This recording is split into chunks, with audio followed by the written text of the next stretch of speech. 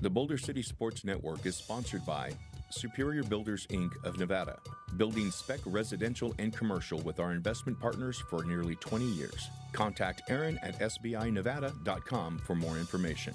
And the I&I Music and Podcast Studio. If you're interested in using the studio, you can contact Dawn at iandimusic.studio. And EV Park, revenue-generating charging stations for apartments, hotels, offices, and short-term rentals. Contact sales at evpark.com to find out how your property can generate a new income stream. All right, welcome back, Eagle Nation. Another week of the Boulder City Coaches Show, live from the BCSN studio. I'm your host, Rich Shuman, joined by head coach Bubba Mariani. Hello. Thanks for being here, Coach. Tonight we're going to break down last week's matchup against the Meadows, preview the big showdown against Virgin Valley coming up this week. We're going to talk about a big day on Saturday where the Bears had their kind of showcase home event, and our Pee-wees made some big noise on that field, and that's what's on the agenda. You good with that? Sounds good to me. Okay, very good. So your last week's victory was by a slim margin. Yeah. Yeah. You're the slimmest of slim. Barely pulled that one off. What was your take on that game? It was, after the game when I talked to the boys, I was not happy. And it took a little bit of time and a rewatch and kind of going through everything that kind of happened before the game and during the game and all of that. And then I was like, oh, okay, a win's a win. You know what I mean? Yeah. But, we went into the game thinking that we were definitely the better team. We didn't play bad. It seemed like we played bad, but we didn't. They played very good. They made a lot of good plays. It's a tough – you don't realize, how accustomed you get to timing and structure and things like that before a game until you get up there and it's – lightning and thundering and you can't do what you normally do, and it's hard as a coaching staff. It's hard on the kids when you get up there and then you're told basically we've got to wait. It's a hurry up and wait. We don't know. When we got up there, we really didn't know if we were even going to play the game because it was so ugly. And, it's hard to just sit in there and it was like, all right, we're going to go out in a couple minutes. So then everybody gets dressed and then you get the message like, hey, we're not going out for 30 minutes. And for those of you that know, it's a pain in the butt to get your pads on and off. So kids kept their stuff on, and then, they're just kind of sitting around and doing their own thing, and it's just difficult. And then you get out there, and it's not, it's just rushed, and everything is just weird, But that's one of the things that you've got to kind of overcome. And then once the game started, it was raining and gross, and it was just a mess. You know what I mean? So when it's all said and done, our defense stepped up and played phenomenally, and will really, they won the game for us. They got those stops. They got a pick six. You know what I mean? It was an awesome team game, and looking back on it after 48 hours or 24 hours of watching the film, it was much better, much more comfortable with the win than what I felt Friday night. Okay, good. Just happy to see it come out on top. So final score was 21-20. A few of the stats that I have here, Cohen Barrows, 26 carries for 163 yards. Yes. That's a lot. 2 touchdowns. Yep. I mean, that's most of the points there. Asa went 13 for 23 with 118 yards. Eby, 8 receptions. Gavin Cartier, 3 receptions. Noah Lund had a reception for 22. Our defense, 6.5 team sacks. Yeah. Wow. Okay. Led by Brody Hopkinson, Seth Kirby, Brandon Hobbs. We're getting in the backfield. Yes, 100%. Yeah. And special teams, I got to point this out too, and I have a question for you later about this, but Cash Daly was 2 for 2 on extra points. 3 for 3. 3 for 3. Yeah. Let me just jump to that right now. So we were down by a point, and I think this stands out to me, and I was wondering why you didn't kick the extra point there, and you went for 2 to go up. No, we did. Okay. Yeah, it Walk was me through we that part. kicked 3 times. Okay. So it was 7, we were then tied. 14, then it was tied 20-20, and then we went for that. Okay. And that's a huge thing, having Cash back. Yeah. You know what I mean? We were okay, but then we kind of struggled with the special team stuff for a little bit, and just kind of his first kick going, when we went out there and kicked the first extra point, I was like, oh God, I forgot. You know what I mean? Like, he's doing so well. And, it really was, there was a little bit of like tension when we tied it up to make it 20-20 and like, all right, go kick, or did we go up by a score? I forget, but whatever, like whatever it was to get that extra point, like it was like, we really need this. And then when Cash ran out there, it was like, oh, he's got it. You know what I mean? So it is really nice. That's one of the things we kind of talked about with the kids, especially this week, is we've got to make sure we control the ball a little bit and work some field position stuff. But having Cash and knowing he's ready to go, we know now that like we get to the 20, we'll give him a shot to put points on the board, especially on like a fourth down. Because a lot of teams just automatically go for 2. They don't have a kicker. They don't, or field goals are out of the question. It's good to have. Well, I want to go back to like the stat stuff, and we kind of go straight through. But like the Cohen thing, I think Cohen might be the first guy in the 3 years I've been here that we've had rush for over 100 yards in a game. Wow. You know what I mean? And like 160, we might have been close 2 years ago with Jappy 1 or 2 times, but no, that was huge for us. And the thing that I don't know if people really know about Cohen, but like last year he got moved up as a sophomore and played here and there for most of the year as a guard. And he was a little bit smaller, but also heavier than he is right now. And he's just always been a phenomenal blocker.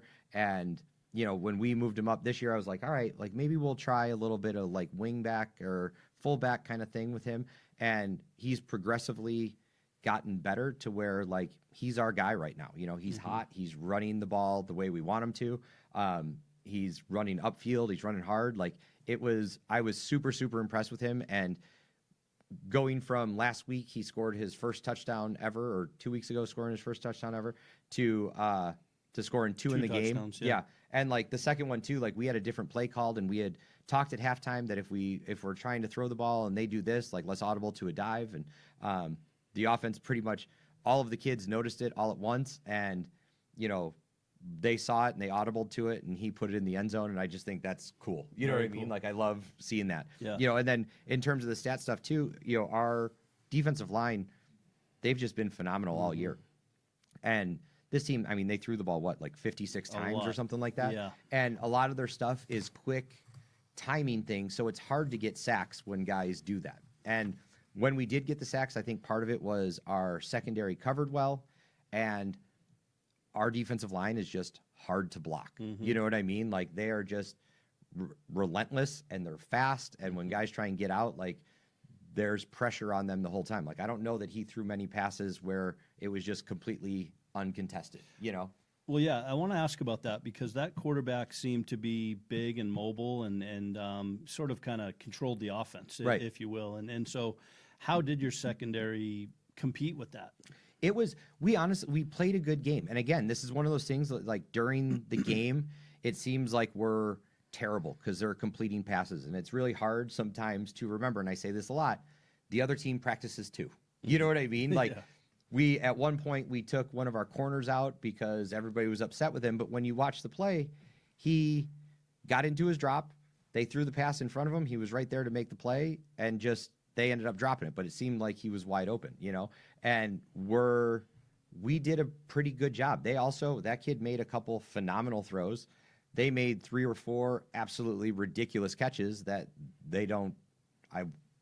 You could tell because their quarterback was so excited that was not the norm. You know what I mean? Yeah. And then the other thing that we kind of felt all night, which was weird, was the field was super wet, and it seemed to affect our guys a little bit more than it affected their guys. And I don't know why that is, but it seemed like we would kind of give and take one like slide step a little bit more than they would. But in the end, we were right there. We made the plays when we had to, and that was it. You know what I mean?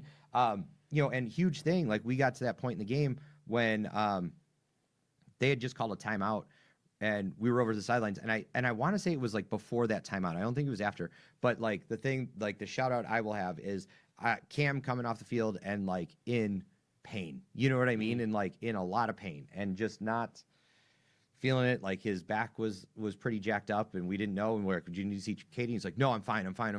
And then he goes out there and gets a pick 6 and outruns everybody. And like, it's just, I can't say enough about like kind of the heart that he showed right there. And just that sums up our defense as a whole. You know, we've talked about all year that like Cam is kind of that beating heart of that defense, and like that play, that's who those guys are. Tell me about that play. Was it a pick six or was it a fumble recovery? No, it was a pick six. Okay. So he had dropped back into coverage and just stepped right under where the guy was throwing. And I think one of the coaches in the huddle, I vaguely remember someone telling him, like, because he was mad about something. I don't know what he didn't do. And they're like, just go out there and make a play and everything's fine. And then literally the next play, pick six. You know, it was so awesome for him.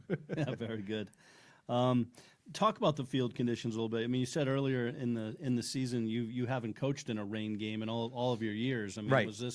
What was that like? And how hard was it raining? I was watching on TV. It drizzled a little bit during right before the game started in kind of the first quarter. The second quarter was kind of the worst of it. It was coming down pretty good, and it was just there was an issue with drying the some balls. stuff with us being able to dry the balls and the other team being able to dry the balls a little bit more than us, and it's a real thing, you know, and like the kids tried without gloves, and like we just couldn't get a good grip on the ball, and like people don't realize like how wet those balls get. And then it was difficult too because once the rain stopped, the field was still wet, so every time the ball would go down, the ball's getting wet, but it's not but it's not raining anymore. You know what I mean? So it just kind of never. Did Asa talk about the ball and being wet? Did your quarterback? Yeah, tell you? What was his feedback? Yeah, it was slick and grip. and it was just hard to grip. You can feel it, and the receiver said the same thing. Like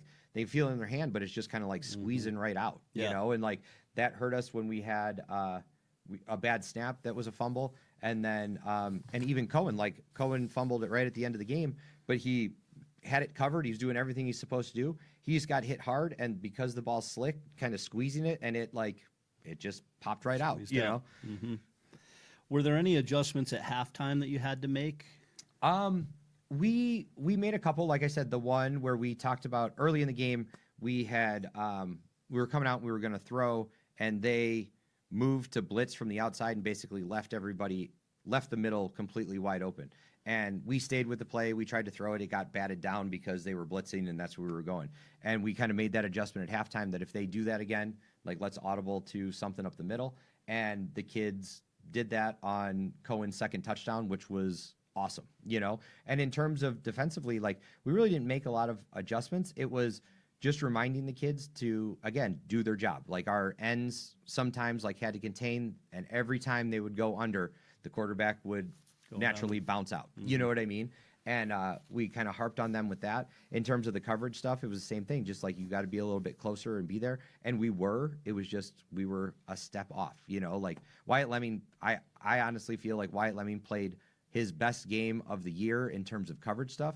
However, everything that was thrown to him was this far away from his hands. You know what I mean? And like that just it's terrible. And like then you get on the kid, but like when you really watch it, like it was probably the best coverage he's had all year. It was just their guy was a little bit bigger. The ball was just a little bit out of his reach, you know? Yeah. So on the offense, it seemed like you were kind of run heavy this week as opposed to other weeks. And do you think that was because of your offensive line kind of having? Yeah, it was the offensive line. And with what they gave us, it was, you know, we've thrown a lot the last couple of weeks. So teams are starting to spread out. So we've got to be able to run to be able to do it. We ran a little bit of play action this week and stuff like that, that we need both. You know what I mean? And I've mentioned it on here before that, like, we can't just be a one-trick pony. And that's not what we want.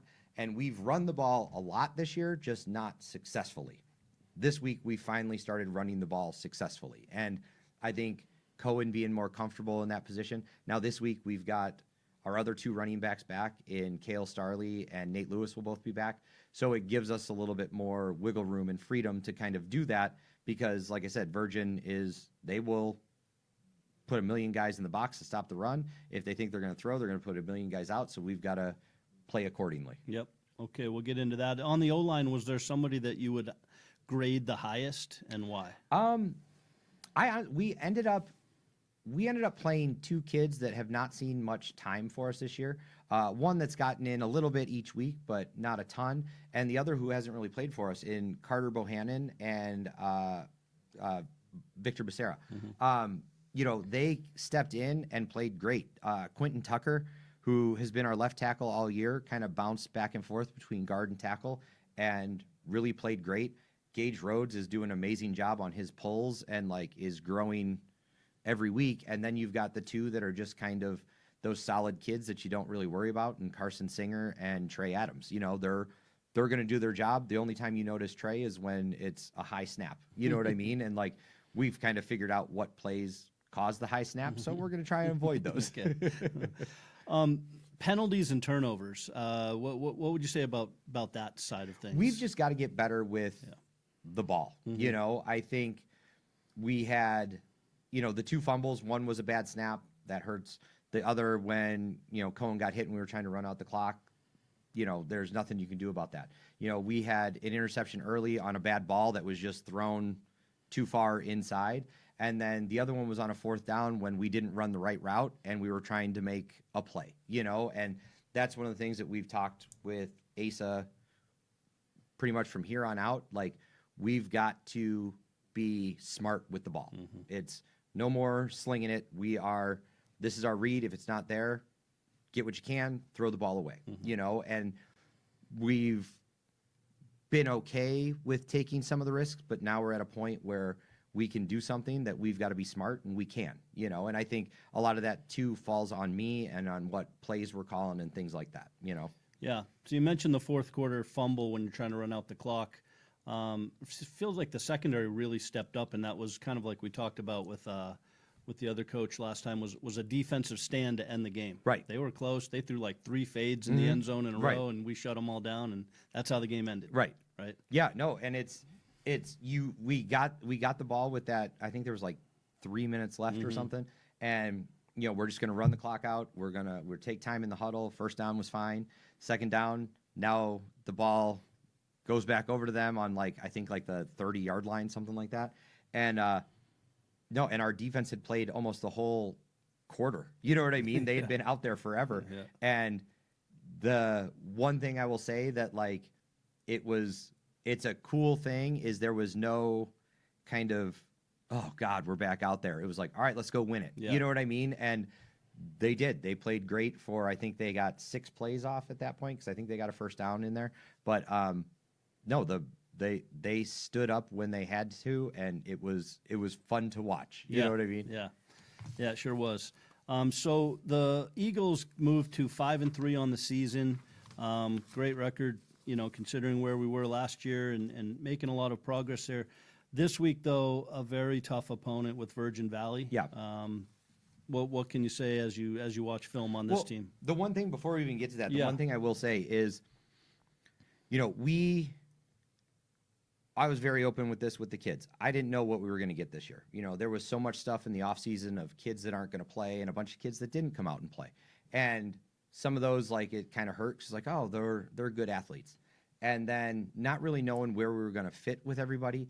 And we kind of talked with the coaches early in the year, and I was like, you know, I think we can win these 2 games. Other than that, I don't know. And I was very honest with the kids all summer about where we were at with that. The fact that we won our 5th game, we are guaranteed to be 500 during the regular season now, is absolutely amazing. That's great. You know, and I don't think, you know, you can look 5-3 like, and you know, everybody gets they're not undefeated. Where we are at is amazing. And the fact that going into this week, we kind of control our own destiny, where if we can beat Virgin, if we can beat Pahrump, we end up being the 2 seed, and we get a bye the first week of the playoffs. And that is huge. Like, if you would have told me we had that opportunity in June or July, I would have been like, there's no way. You know what I mean? But we're playing, and we've got the opportunity to where it's literally in our hands. And even with what I've watched from Virgin, they're a very good team. This is no like, hey, we're just going to show up and win. We can do some things as a team, not necessarily just offensively and defensively, but if we kind of play a cohesive team game, I think we could be in it, and I think we could win. Because, again, we've had those experiences of close games. And there's a lot to be said for knowing how to handle yourself in that not a lot of high school kids know, and we've done it multiple times this year. You know what I mean? Like, we've had 3 pretty ridiculously close games where we were right in it. We lost 1, we won 2, and knowing how to handle that, knowing how to win, I think if we can keep it close, that advantage definitely clicks towards us come the fourth quarter. All right. Yeah, I love it. We know we show up for 4 quarters. So Virgin Valley is 5-3 overall, 3-0 in 3A. They're on a 4-game winning streak. They've scored 295 points. They've given up 174 points. They beat DPAC 41-0. They beat Meadows 63-12. They beat Pahrump 46-26. Says they have a balanced and explosive offense. I mean, when you watch video, is that kind of what you're hearing? Yeah, they've got a really good running back. Their quarterback runs the ball pretty well. It's kind of, you've got to contain those two. You know, we've talked about it as for the defense, that if we can kind of take away that run and make them throw the ball, that definitely works to our advantage. When they do throw the ball, they throw to one guy most of the time. You know, he's got like 80% of their yards. That, you know, that kind of helps us, you know. And their kid, number 24, he's very fast, pretty shifty, but, you know, we're playing pretty fast right now. You know what I mean? And they're, this week, and especially today when we were looking at the reads, like the linebackers understand what they're supposed to be doing. Our defensive line understands what they're supposed to be doing. And that's not something I can say we've had going into a lot of games in the past where I'm like, no, these guys know what they're doing. You know what I mean? So they really do. Now it's just a matter of going out to execute. You know, I told them on Monday that we are, you know, we've, like I said, we control where we go.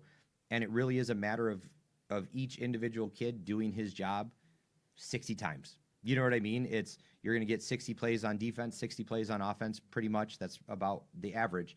That if you do your job more than the other team does, we've got a shot to win, you know? Very good. Which Virgin Valley concepts are priority one for you to kind of remove? I think it's just the run. You know what I mean? Like they do a good job with the RPO where the quarterback will read, and if we over pursue or the linebackers go too far, he'll take off up the middle.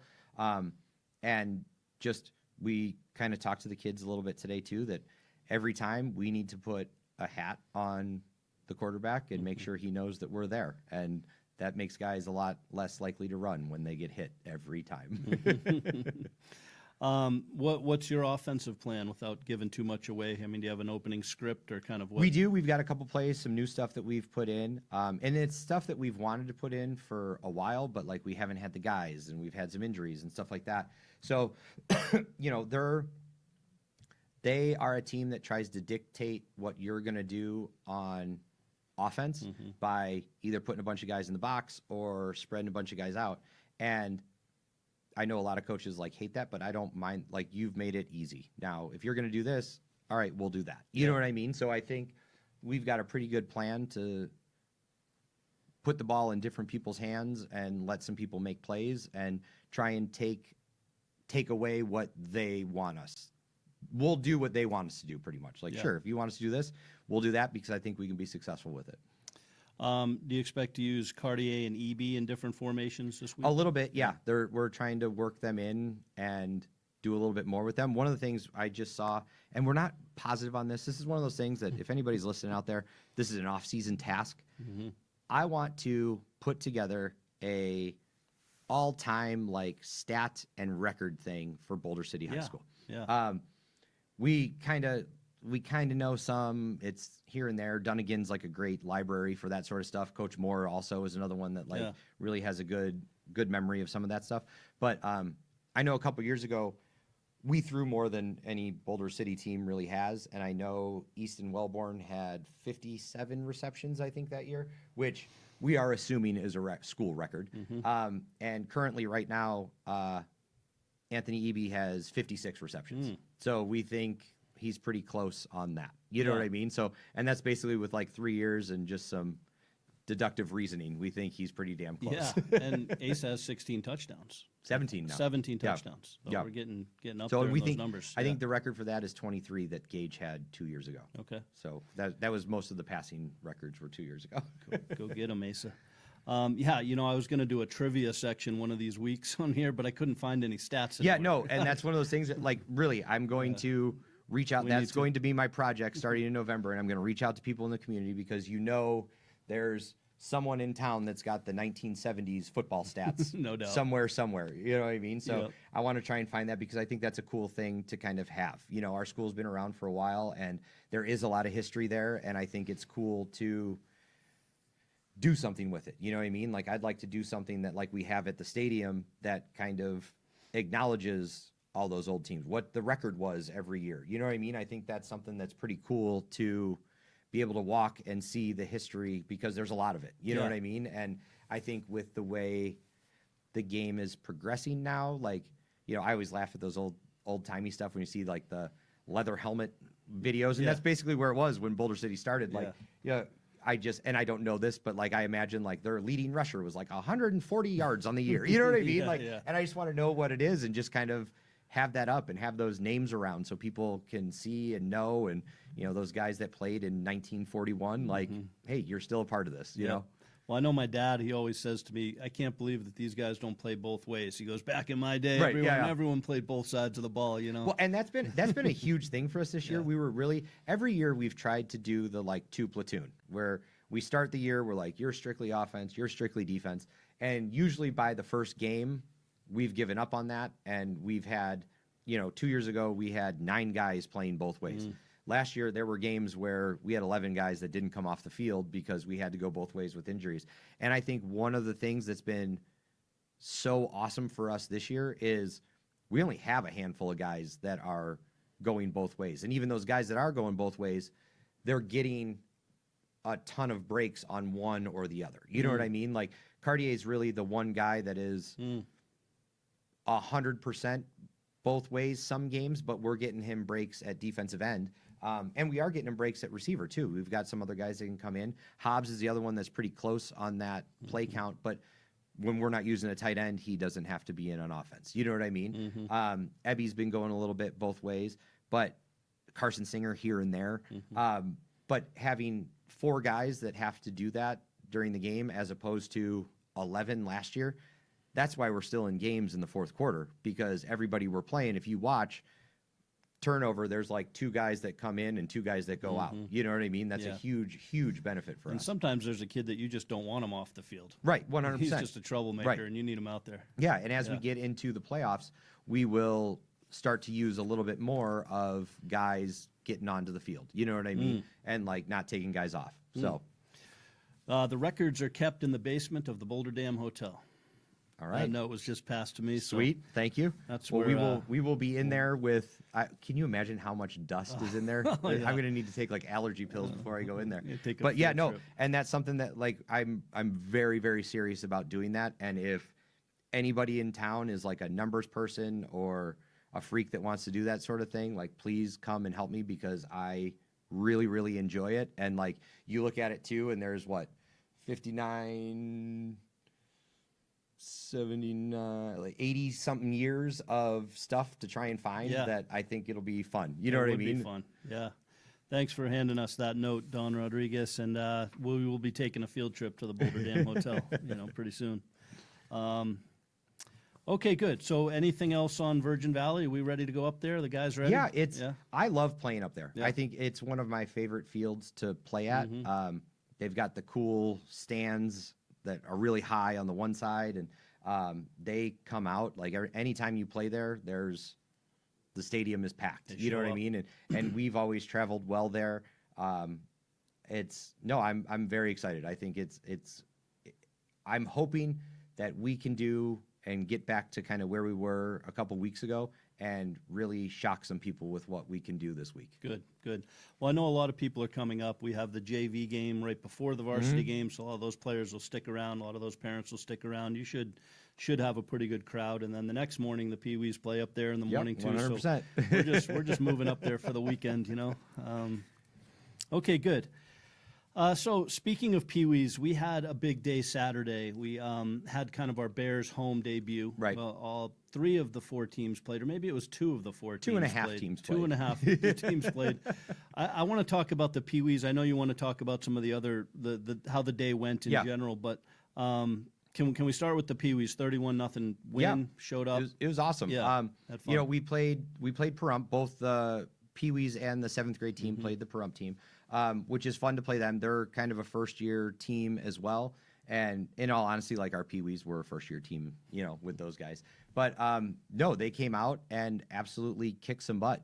Those kids, I've kind of preached to them, and like we only get the one home game this year, but talked to them repeatedly about it during the year that like playing at home is a big deal. And you need to win at home. And those kids, and I absolutely love them because they just take everything at, word value, and they're like, all right, they can't score at home. Like, let's do it. That's right. And they really took it to heart and played their butts off. And we're talking about it during the game and just being able to see them run out with the flag and through the paper and stuff like that. Like that meant a ton to me to see those guys get to play at home, and like, they're young, but like they understood a little bit of the gravity of like, I'm playing at home. You know what I mean? Like, for sure. And so many of them have been to the games on Friday nights and stuff. And like, we practice there, but it's different when you're the only ones out there and you see mom and dad sitting up there watching. It was pretty cool. It was a big deal. And I want to thank you and James for setting that up and for doing it the way you did. My son was on the team that day, and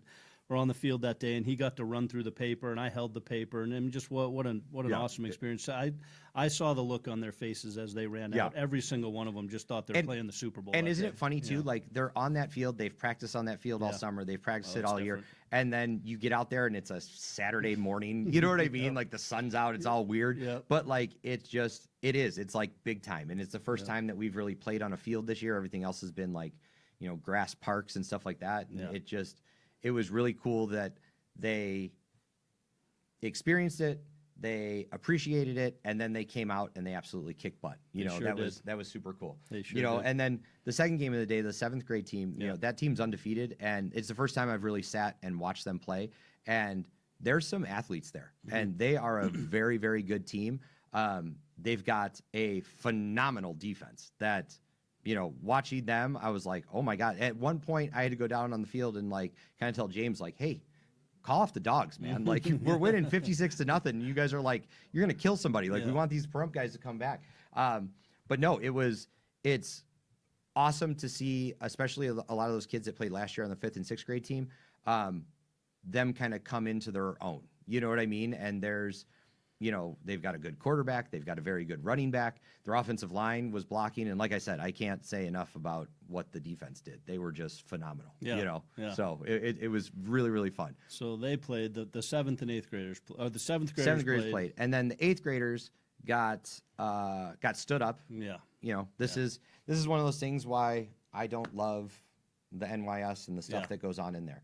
And who knows what happened, but these are the things that why we're not in that league anymore. And I know it wasn't like a scheduled game, but like, if you say you're going to be there, be there. Yeah. You know what I mean? I think that's we had kids in uniforms. It's just a crap situation that you're not going to do that. Yeah. But I will say, and I thought James was crazy at first, but it ended up being really fun to watch.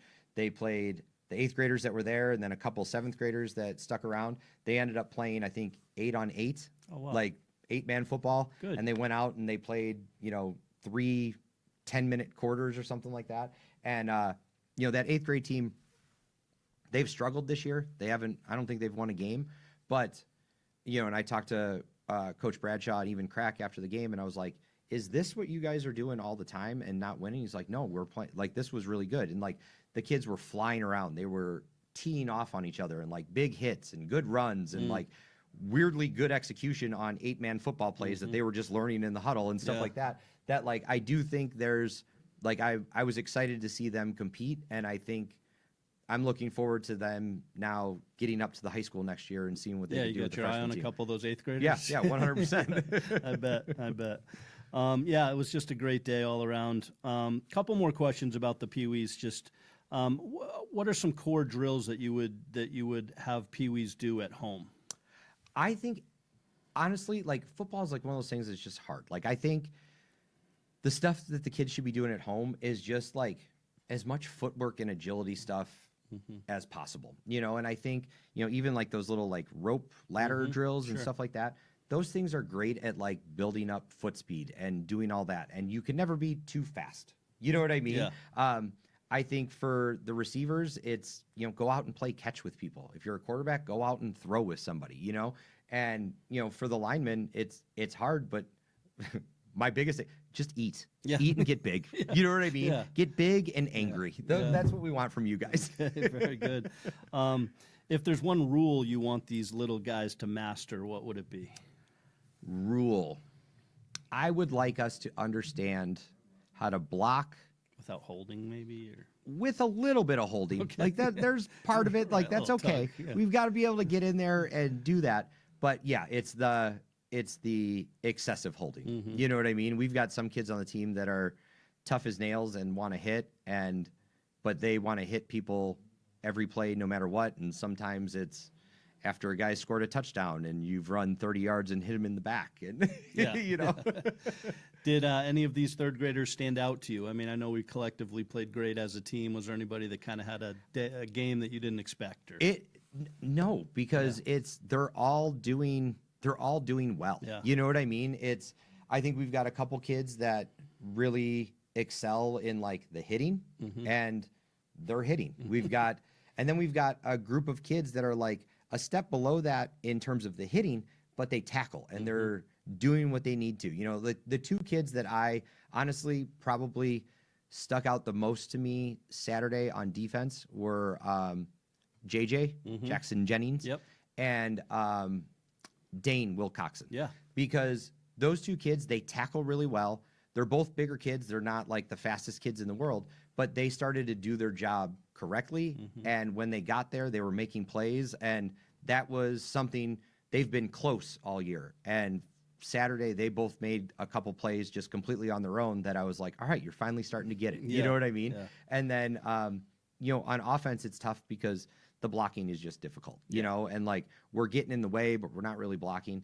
But all of our kids that ran the ball and do their thing had good games running. You know what I mean? Like Ollie finally sprinted to the outside and what did he gain? Like 20 yards on that play? yards, Something. yeah. You know what I mean? But like it's just a matter of the kids need to do that and experience it kind of one time, and then it's like, oh, this is what it is. You know what I mean? So like, especially with Ollie, like you've got to sprint, and kids think they're sprinting, but they take these little tiny baby steps, and they, and then like on that one he did, and he was like, that was better, and I was like, yes, because you ran, and then everybody kind of got a touch. I think Hayden had a touchdown, Abel had a touchdown, Zay had 2 rushing touchdowns. On his second one, I literally told him, I was like, you just got to get the first down. And it's funny when I watch the film, like he's running. It was like 3rd and 4th and like 14 or something like that.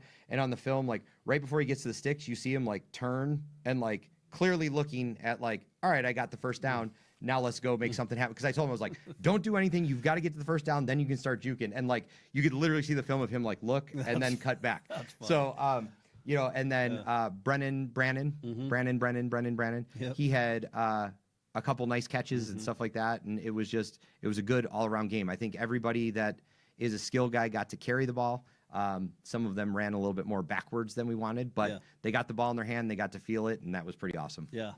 What I love about this group is they're getting hurt and they're coming back in the game. Yeah. I'm the kind of the guy that takes them when they come off the field hurt. Right. And I tell them you get 2 plays off and then we need you back out there. And almost every time this year, they've taken those 2 plays off and they're back in the game. Yeah, 100%. They come off the field crying, but they run back in there. Yeah, and kudos to you too tough. for getting them back in because like you do like the whole like fatherly like it's okay, but where I've taken him off the field, I'm like, get out of here.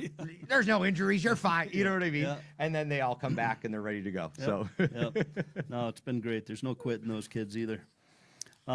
Anything else on the Bears and that day? And no, it was just great. And like, hopefully we can get more of them. I would like to, and if we don't get another home game next year, we'll still kind of do when it's like a Utah holiday. I don't even know what Utah holiday it is.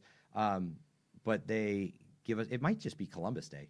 In all honesty, maybe. That was this week, Columbus Day. Yeah, this past week. Oh. So like on the weekend, maybe that's why I don't know why they don't do stuff. I don't know. It's a Utah holiday. Yep. But we'll always kind of try and put together something, and like each year would like to make it a little bit bigger and try and get more and more people out. And it was fun. Like especially at the end of the Pee Wee game, like the stands were pretty packed. They were on our side. And obviously it's because people are coming in for the next game and stuff. But I don't know if people understand how awesome that is for the kids. You know, like there was multiple times where we were in the huddle and like, and again, like I don't take time to enjoy it, but like the kids are like, look how many people are. I'm like, I don't care how many people are here. Here's the play, you know? So, but they appreciated it. No, you could see it, and you could feel it. And from the sideline where I was standing, you could hear them behind us and just yelling for their friends, and their older brothers were yelling down for them. It was just a great environment. Again, I want to thank James Crack, Alici, and yourself, and Danielle, and all the people, all the volunteers that came out. We had the concessions going, and the referees, how did they do? They did pretty good. I've never hated my son as much as I did when he put on that black and white striped shirt. It was a little embarrassing. But no, him and Carson and Crack, they did awesome. You know what I mean? For 3 kids that have never done, and football officiating is different. There's way more going on. Like I think it's a little bit easier to be a baseball umpire. However, I think you get a little bit more from like the parents and everybody when you're doing that. But there's just a lot going on, and I felt like they did a phenomenal job controlling the game. They did do a little bit less of a good job when it got to the 8-on-8 game, but it was just kind of fun. Yeah, it was a free for all at that point. Yeah, I think at that point they were throwing flags just to see who could make Crack lose his mind. I'm pretty sure that was what was happening for a little bit there. Yeah, that's great. That's awesome. I mean, that's a wrap. Do you have anything you want to add this week? Or no? It's just it's an exciting time. This is really the first time since I've been here where we're this late in the year and we really do have everything is in our hands. You know what I mean? Like we could win 2 and that's awesome, and we are the 2 seed. We could win 1, which is still awesome, and you know we get a home game, and then we are the higher seed. You know what I mean? So it's a really cool time, and it's fun to play football when it matters. You know, we've got the next 2 weeks matter, and then come the playoffs, every week is do or die. You know, and like those are the times that are the most fun to coach. It's not fun when it's, you know, when we talked about earlier in the year, it's like week 1 and you play some team that you know is going to be terrible and your starters are going to be out at halftime. Like, it's fun for some of the kids, but like it's not for me. Like this is where it matters. This is where it's all day. I'm kind of still watching film and trying to think up new things. And the kids this year are in the same boat where they're really paying attention to it. And like, it's just, this is why you do it for like these 2 to 5 weeks coming up. You know what I mean? So it's fun. Virgin Valley, then Pahrump, both of those games are away? Virgin's away. Pahrump will be home. It'll be senior night. And then we are guaranteed a home playoff game. Awesome. I think no matter what now. So 2 more home games for sure. So 2 more home games for sure. Yeah. That's great. That's exciting to look forward to that next week. We're going to have a great show with a few seniors on here. Yeah, we're going to try and get all the seniors to come in and let them talk. We'll kind of do our thing when we talk about the game, and then we'll hand it over to those guys, and that always gives us very quotable stuff for the rest of their lives. Well, thanks again for your time. Busy time, busy week. Appreciate you coming out here. Big thanks to Bubba for coming out, and for Don Rodriguez hosting the show here and putting us up in the BCSN studio. Eagles hit the road Friday night, face Virgin Valley. Everybody come on out. It's going to be a big night for the blue and gold. The varsity plays at 7 and the JV plays at 4. That should be a good one too, so come out and see that. Go Eagles. Thanks. There you go.